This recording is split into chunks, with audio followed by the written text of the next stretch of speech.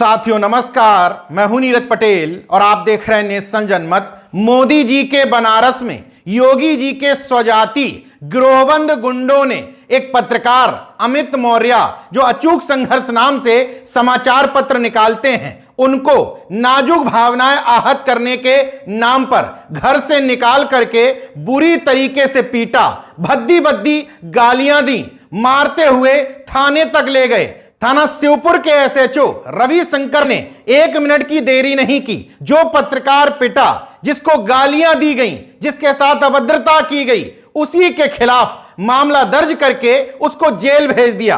कहानी यहीं समाप्त नहीं हुई, चौकी तक मारते हुए ले गए, थाने के अंदर घुसकर गुंडई की, गालियां दी। कचहरी में जब पुलिस पेश करने ले गई तो वहां भी संगठित गिरोह बना करके खासतौर पर सीएम की जाति से जुड़े हुए लोगों ने अमित मौर्य को मारने की कोशिश की। यह सब कुछ होता रहा, मगर बनारस पुलिस आंख मूंद करके देखती रही, मानो सत्ता का मौन समर्थन हो इस गुंडई के सामने। पूरी घटना विस्तार से बताता हूं। पत्रकार अमित मौर्य ने अपने फेसबुक पोस्ट पर दुर्गा के बारे में कुछ अशोभनीय टिप्पणी कर दी थी, ऐसा भावना आहत गैंग का आरोप है। भावना इतनी नाजुक थी कि भड़क गई तो पत्रकार के घर के सामने गालियां देने लगे। अमित मौर्य ने विरोध दर्ज कराया, घर से बाहर निकाल करके एक जाति के लोगों ने बुरी तरीके से मारा पीटा। बार बार जो मैं एक जाति का जिक्र कर रहा हूं, दरअसल इस पूरे घटनाक्रम के पीछे भावना आहत गैंग नहीं बल्कि यह खबर है। अमित मौर्य ने अपने समाचार पत्र अचूक संघर्ष में कुछ दिन पूर्व यह खबर छापी थी। सूबे में ओवरलोडिंग से 25 से 30 करोड़ रुपए प्रतिमाह का काला कारोबार, क्या दया शंकर सिंह भी बन गए हैं हिस्सेदार? इसी खबर का एक हिस्सा था पूर्वांचल ट्रक ऑनर्स एसोसिएशन के उपाध्यक्ष प्रमोद सिंह व सिपाही पंकज सिंह का परिवहन अधिकारियों से वसूली का सिंडिकेट। यह खबर सामने आने के बाद प्रमोद सिंह ने अमित मौर्य पर वसूली का, रंगदारी का मुकदमा दर्ज करवा दिया था। पुलिस ने भी इस बात की जांच नहीं की कि कोई पत्रकार अगर कोई खबर छाप रहा है, जिसके खिलाफ खबर है वही रंगदारी का मुकदमा दर्ज करवा रहा है, तो कम से कम दोनों पक्षों को सुन लिया जाए। अब इस पूरे एपिसोड में शक की सुई इसी प्रमोद सिंह के इर्द गिर्द घूम रही है। नेशन जनमत की पड़ताल में यह बात सामने आई है कि अमित मौर्य जहां किराए के मकान में रहते थे, उसी के बगल में एक राहुल सिंह नाम का शख्स रहता है जो स्कूल भी चलाता है। दरअसल राहुल सिंह प्रमोद सिंह का मित्र है। जब यह बहाना मिला तो राहुल सिंह के घर पर बैठकर रणनीति बनी, तो प्रायोजित एजेंडे के तहत बब्बू सिंह, आनंद सिंह, अनिल सिंह और सुभाष चंद्र शर्मा, जो राजराजेश्वरी नगर विकास समिति के अध्यक्ष हैं और सचिव हैं आनंद सिंह, इसी समिति और आम लोगों की भावनाएं आहत होने के नाम पर अमित मौर्य के घर पहुंचे। और आगे ये वीडियो गवाह हैं कि किस तरीके से कानून को अपने हाथ में लेकर के सत्ता पोषित गुंडों ने गुंडई का नंगनाच किया। एक और हैरत की बात देखिए कि अमित मौर्य की बात से केवल एक जाति के लोगों की नाजुक भावनाएं आहत हुई हैं। यह मैं यूं ही नहीं कह रहा हूं। जिन 13 लोगों ने थाना शिवपुर में भावना आहत होने का आरोप लगाते हुए तहरीर दी थी, उनके नाम सुनिए।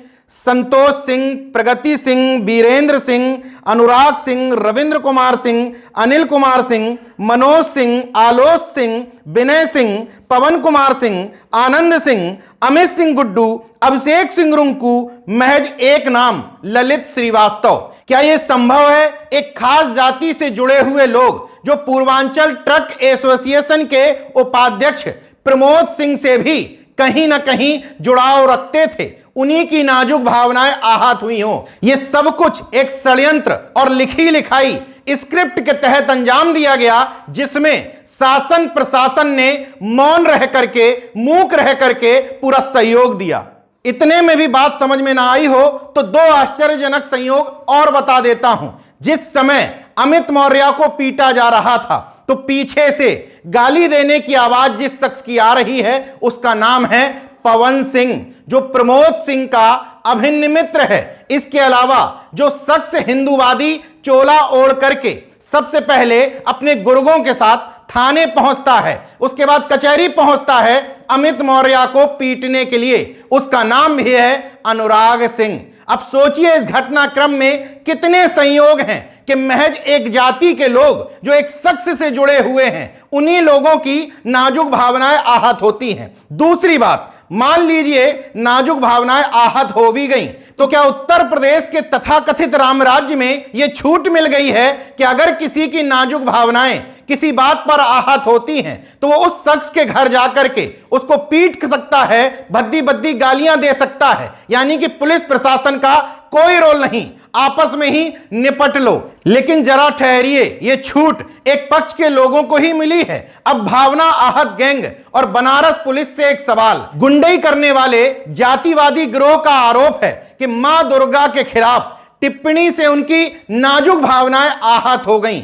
ऐसी मां के खिलाफ जो थी या नहीं, इस पे मैं नहीं जाना चाहता, लेकिन फिलहाल मूर्त रूप में ही है, साक्षात नहीं है, उस पर मुकदमा दर्ज कर लेती है बनारस की पुलिस।